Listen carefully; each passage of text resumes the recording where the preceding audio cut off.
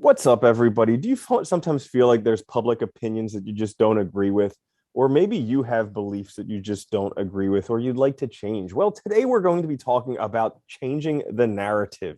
This is the Existential Stoic podcast. I'm Randy. That's Danny. What's going on, Danny? What's up, Randy? So, Danny, you were listening to a podcast and you mentioned Yes. changing the narrative is pretty important. Now, why? So I guess, they were talking in terms of like anxiety and depression and, really that, it's the story that we tell ourselves, our internal story, our narrative that is causing the anxiety and the depression. And that a lot of the medications that we're taking, that people are taking are really just masking the symptoms, but not really doing anything for the story, right? And so really to get a healthy outlook have mental health, you need to actually start working on changing that narrative. But I was thinking about this too in a broader way that like literally we are meaning makers. I mean, like you look at, I think the existentialists really hit the nail on the head with that one. Human beings, we need, we create meaning and we do it through the stories we tell ourselves. Whether it's the stories like that are told in the Bible, or whether it's like just our personal everyday stories that we tell about whether we can succeed, whether we're good enough, whether we can accomplish something, whether we're smart, whether we're stupid, whatever. And so much of that is influenced, I think, by the outside that it can be really challenging. So I thought we'd talk about today, like how can we maybe start to develop a healthy narrative? What Yeah. might we be able to do to start, kind of creating a healthy story where we are in control of it rather than having it controlled?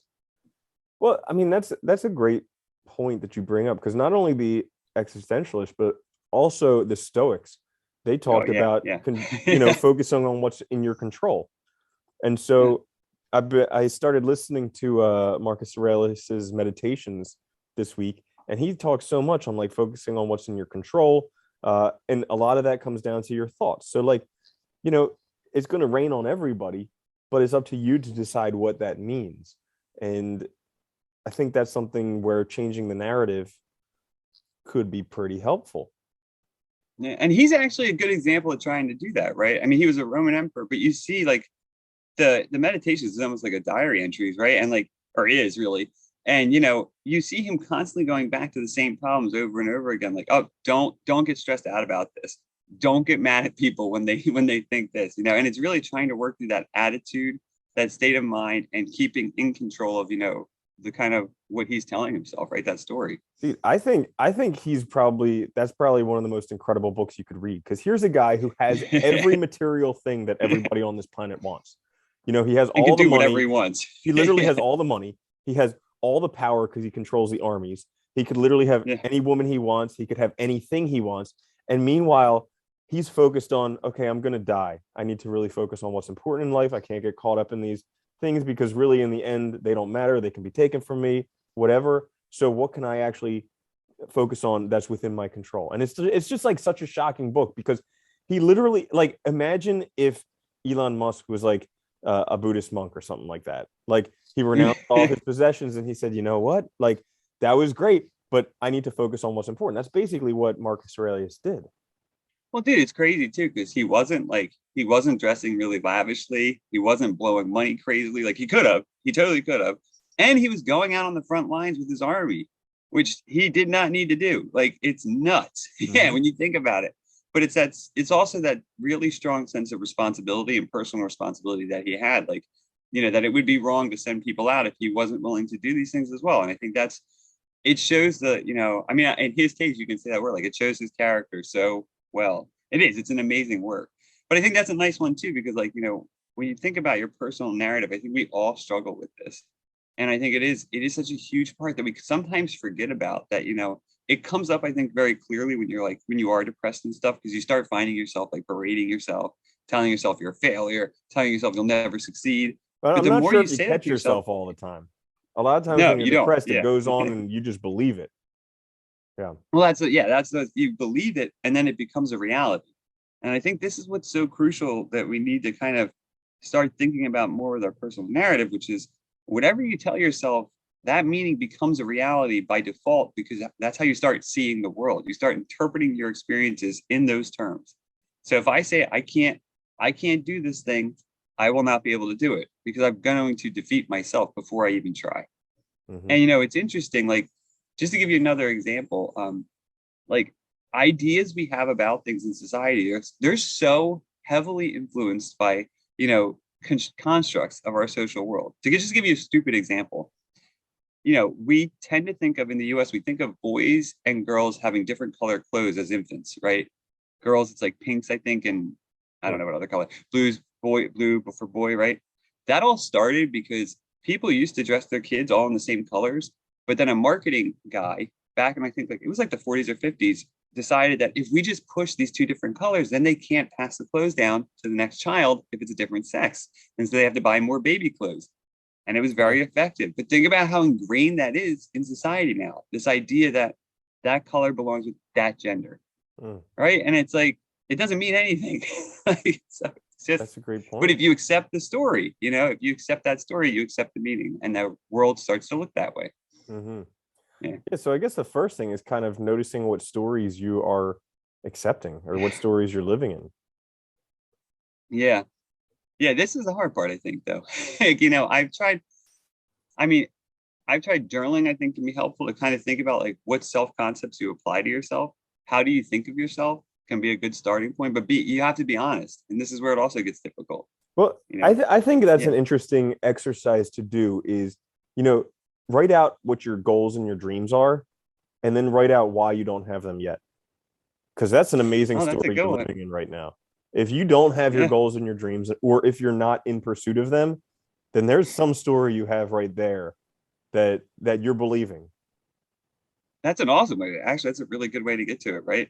Hmm. That you're not good enough, that it's too hard, that the circumstances are difficult, whatever it might be. Yeah, that you're And too I think, young, too old, too yeah. stupid, too smart, you know, not happy enough, not pretty enough. All these different things we all make up believing that, oh, if it was just a Yeah. different way. Oh, if I just had more money, then I would be able to do this. Oh, if I just, you know, what we just make up all these excuses because then we can stay comfortable where we are and be But like, dude, oh, I can't get that. Yeah.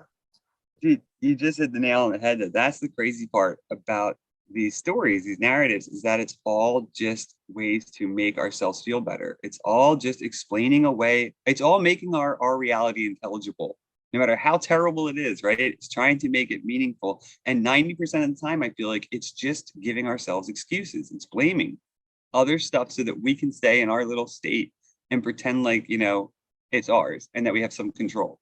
Yeah. And so I think that the really crucial thing is that, creating a new narrative, starting to actually be an author of our narrative means literally taking control in the strict sense. It means being responsible for ourselves in that important way. And I think importantly too, like, it sounds really easy, but it's going to take a long time. I mean, people should understand that. I mean, I feel like I've been working on it for a long time, but the more you work on it, the better it gets too. Right. Yeah. And it'll happen infinitely more quickly once you start working on it. Because if you just keep Yeah. avoiding it, it'll never happen. That's a guarantee. Yeah. Isn't that funny how that's always true? Absolutely. If you never work on it, it's just not going to happen. But once you start taking steps Yeah. forward, it's going to happen. Like I love the Yeah. story about, I mean, they tell a story in a whole bunch of different ways, but basically there's like at a medical school inauguration, like before school starts, they have like a big celebration for people who got accepted there. And there's like a 21-year-old kid sitting next to a 79-year-old guy. And the 21-year-old kid is like, don't you know medical school is like 8 to 12 years? I mean, you're 79 now. You could be like 91 by the time we graduate. And the old guy's like, listen, kid, I'm going to be 91 by the time you graduate either way. But this way, I'll have a degree at that time. So it's like, we're all Oh, getting I love older. that. That's a cool.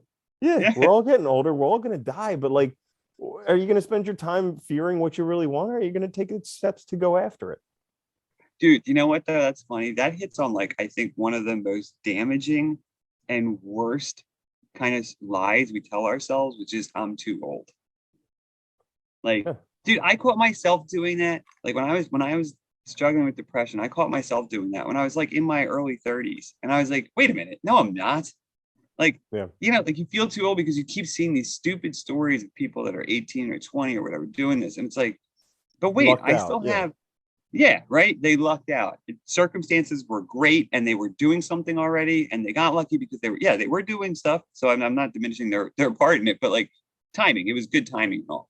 But Hmm. it's like, I still have ample time to do this. Like Yeah. whether I'm 40, whether I'm 50, like Dude, it even doesn't if you're matter. You have 20, 60, 70, it doesn't yeah, matter. Like even if you're 50, there's a great example in The Magic of Thinking Big, where there's this guy who's 50 and he's saying, I'm too old to do this.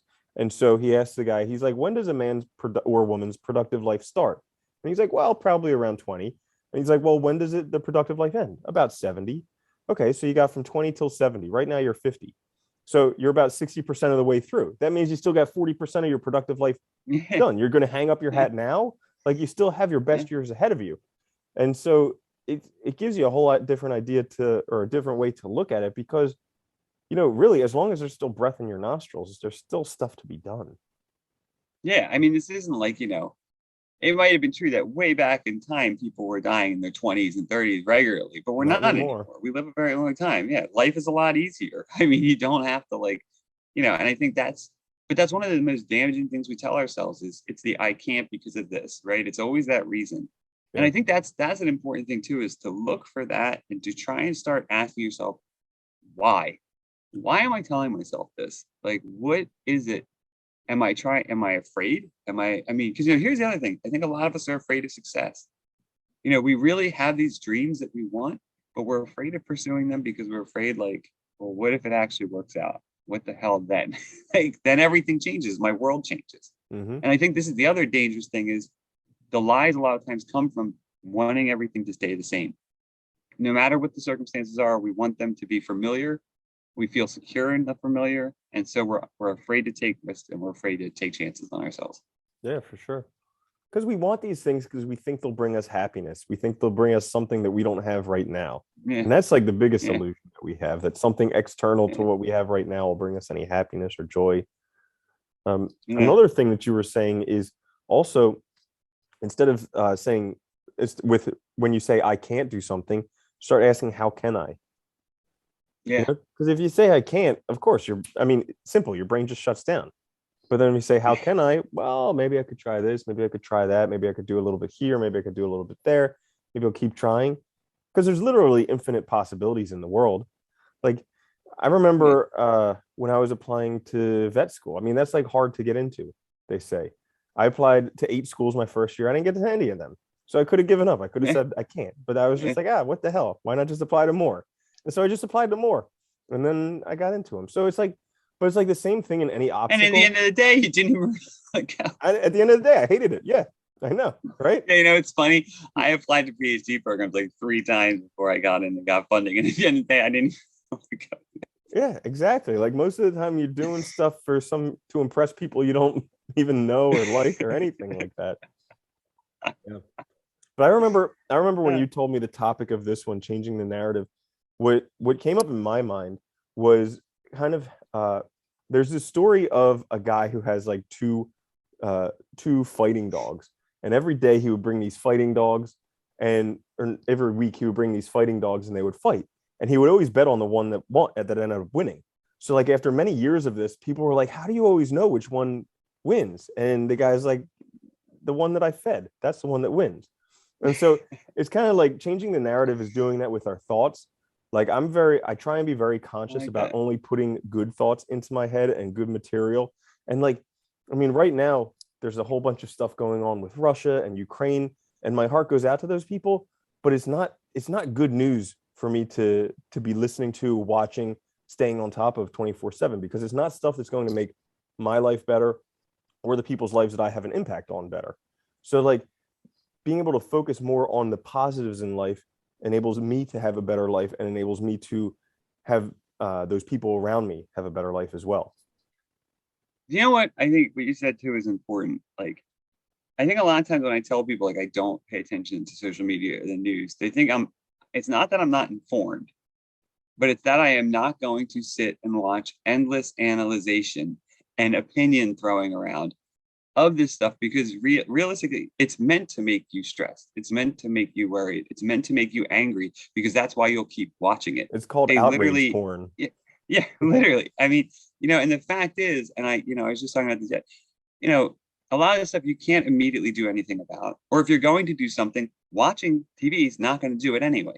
So it's like, really like that, I think is important to consider, when you're looking at this. And sometimes it is turning off, right? All this external garbage, this noise that's really getting in the way of you having this healthy narrative and being able to live that life, and be able to have that positive thoughts that's necessary.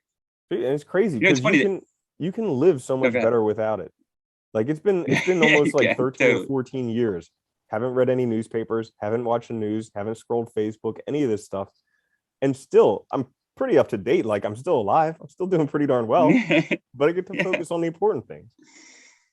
yeah, the stuff that actually matters. Well, that's just it, though. It's like when you watch all that stuff, you don't have the mental energy to focus on yourself, to focus on your problems, on your things that you need to take care of. You don't have that energy. They actually did a study that found like you need positivity is like crucial to have the energy to deal with the challenges in everyday life. Like without it, you lack that energy, and you start to fall into that negativity side, which is also into that blaming, victimization, and not doing anything. And it's Mhm. like, it's funny because it all comes back to these stories we tell ourselves. It all comes back to how we decide the world is explained. And I think it's like, it's amazing how much flexibility and power we have in determining that, but it's also very difficult because you also face a world of people who have their own ideas and who want you to agree with them. Oh How yeah. it's defined, right? I'm always shocked with how people so much want other people to believe what they believe. Like really, who the heck cares? Like isn't it okay that you believe it? Like why do you need everybody else to believe the same thing as you? Yeah. It's funny. I think that's because, like, you know, everybody knows that in their hearts that it's kind of BS. And so the only way to really feel validated is to find out that others believe it too. Yeah. I think that's it, I'm not sure if this is true. If a bunch of other people believe it, then it's definitely true. Yeah. Yeah, right. If my whole community believes it, it's gotta be the truth. Yeah. Yeah, it's Outrageous. funny. Yep. So what do you think people can do then to start, maybe, because we talked a lot about, like, the impacts of it, kind of some suggestions, but what do you think they can do to kind of like start building a healthy narrative and creating a personal narrative that works for them? I think you really need to find out what you want to do with your life. Like, I mean, recognize that you're gonna die. Yeah.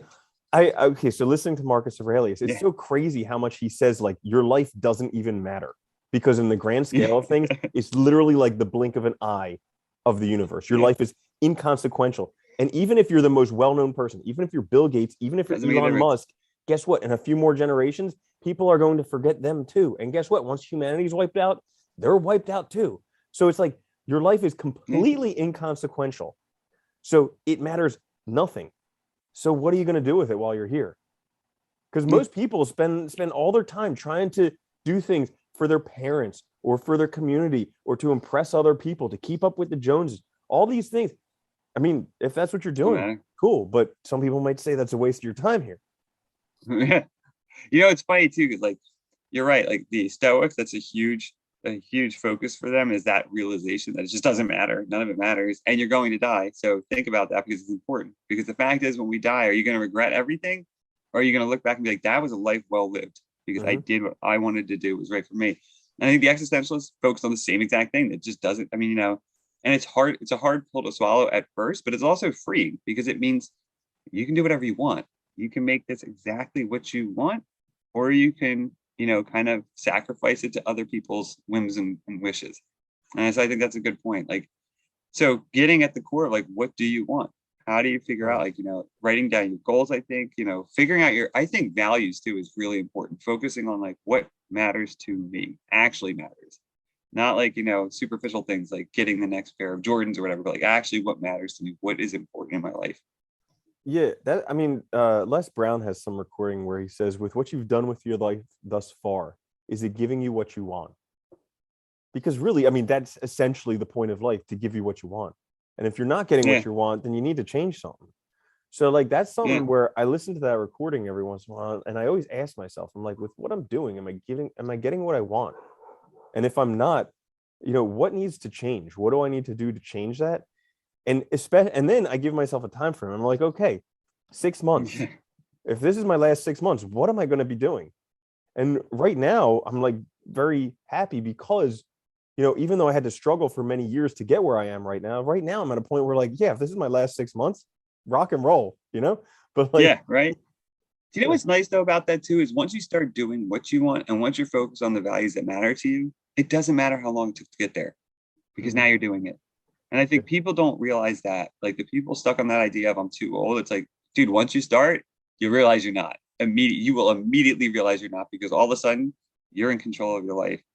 But something else you said too, I think there was like, oh shit, I just lost my train of thought. Damn. Well, let Did me you have let something me. to say? No, it'll come back Yeah. to you while I'm telling this. It's important that it takes time and effort, because I remember when I was younger, I succeeded very quickly with minimal effort, and I thought internally that I didn't deserve it because I got it very, very easily, and then I sabotaged myself. Yeah. So I was very, very clear and cognizant of that when I was putting in the effort, because I was making sure that I know that this effort means that I deserve it. And so now that I can live this amazing life, I recognize that I deserve it because I put in so much time of blood, sweat, and tears. Yeah. Like I feel that. Whereas the time before, when it just came like that, which is what everybody wants. Everybody just wants to win the Yeah. lottery or to get like It wants a to be easy. yeah. But like you get that, it'll disappear and then you'll be like MC Hammer, you know? Yeah. I did think of it too, by the way. Yeah. Mm-hmm. So when you know what you want, I think this is also crucial, because like I think about this all the time. Like, it's easy to like to look at like we'll keep using Elon Musk because he has all this money, right? To like, oh, that'd be the life for me. But when I really think about it, I know it's not. I don't want that. And so it's also asking myself, like, in 10 years, what would I really want my life to look like? Is it about living in a certain geography? Is it about having free time to do a certain type of activity? Is it about really spending time with loved ones? What is the core thing that really matters to me? And then thinking about then what actions do I need to take to make that possible, to make that happen? And I think that is what people forget a lot, because I think for all of us, it's going to be a little different. It might be that we want a family. It might be that we really want to spend our lives outdoors or whatever. And the earnings part or the work part is secondary. And so that's fine. If you don't want to work 180 hours a week, then you definitely don't want to spend your life working all the time. And it's like, so finding that balance, finding what matters is also crucial to constructing the correct narrative and living the life that's right for you. And I think we don't spend enough time thinking about that because we're constantly bombarded by this stuff telling us, this is the best, this is right, these are the important people, this is what matters. And it's like, no, it doesn't. None of this is going to be here in 100 years. Yeah, it really is like figuring out what's important to you and then asking yourself, why don't you have that right now? And then Yeah. once you have that story down, like once you figure out, oh, it's because, my job just isn't a great job and I don't have the skills and, I'm not good at school and I'm not good at math and all these. Once you have that whole story down, then look at that story and then you can change that story. Because no matter what you were getting to this point now, guess what? Really good news. You can be completely different to get to where you want to go. Yeah. So like it almost doesn't even matter. Like Will Smith says that. No. He always knew that like Yeah. where he was completely inconsequential, because from wherever he was, he could always change to get to where he wants to be. And that's a great mentality to have, because everybody has struggles. Like this is okay. So we've been talking about like reading biographies. Okay. Reading biographies is like the most monumental way to learn that everybody faces struggles, like insane struggles. Like I just read Quincy Jones's biography, Will Smith's biography, Malcolm X's biography. They all face like insane childhood struggles, and look at what they became. So like all these people living up in like, second class neighborhoods, not having too much stuff. Like some kid made fun of me in high school, that's why I have problems now. And it's like, you got to grow up and read some of these biographies, because you'll see real people. Everybody has problems that they overcome, but the thing is overcoming those problems.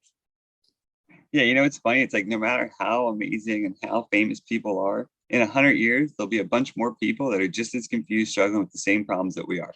It's like a reset constantly. It's really funny. It is mind-boggling that you can read this stuff from Stoics or existentialists, and it's just as relevant now as it was back then. Oh, dude, it's funny. Like you look at history and you look at the what archaeologists have found out about Pompeii. Dude, people were like struggling with the same things. It's the same problem. Like literally, it's just human beings. We have these issues. We have these problems of meaning. We've all want to make our lives intelligible. We all want to explain things away. We all want, it's just part of what it is to be a person. You know what? Like on many levels, life is so much better now than it ever was back then. Like I remember this. I read this book about Rome, SPQR, and like literally every politician back then got murdered. Every emperor Oh and yeah, every yeah. politician got murdered. Like that's how That was how you. yeah, I know. That's how it changed politics. It wasn't like you elect someone every 4 years. It was like every year somebody gets murdered and somebody else stands up. Dude, That's it was a short run. You would yeah, like, yeah. Sometimes it's like within a month. I It know. was crazy.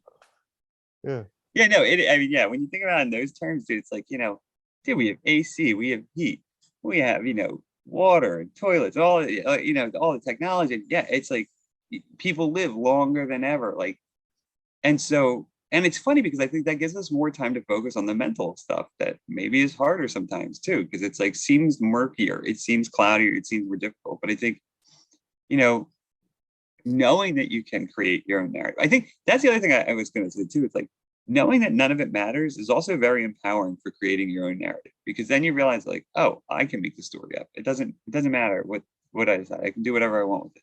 And I think that is really empowering. But yeah, I think so, knowing what your values are, knowing your goals, and starting to really reflect on the why you think the way you do is also a huge step. Like I know it takes a lot of work too. It's very hard.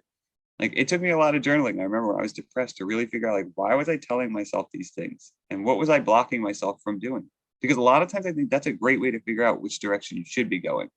Like I think in the last big fix we talked about like our fears and stuff, and that preventing you from that being the direction you should probably go in, right? That's probably pointing you in the right direction, but you're running from it. And I think that's another good tool to use to find that direction that you need. Yeah, absolutely. Yeah, because it's all out there and changing the narrative. I think. Yeah. Probably good. Right? Yeah, I think we're about good. I think you just need to recognize like what your narrative is now, because we all have one. Like a lot of Yeah, people yeah, think you don't have one, but everybody has a narrative. yeah. And your narrative is either serving you or it's hindering you. And so if it's Yeah. hindering you, well, probably change it so it's serving you instead. Yeah, and stay away from noise. Mm-hmm. Eliminate Keep the off noise the so you can listen. grass. That's it. Yeah. And that's a wrap. Well, That's a wrap. I That's think, it. I think that's about all for today's episode. Changing your personal narrative. This is the Existential Stoic podcast. Thank you all for listening. Make sure to check us out on the podcasting services, also on YouTube. I'm Randy. That's Danny. I'll see you later, Danny. Later, Randy.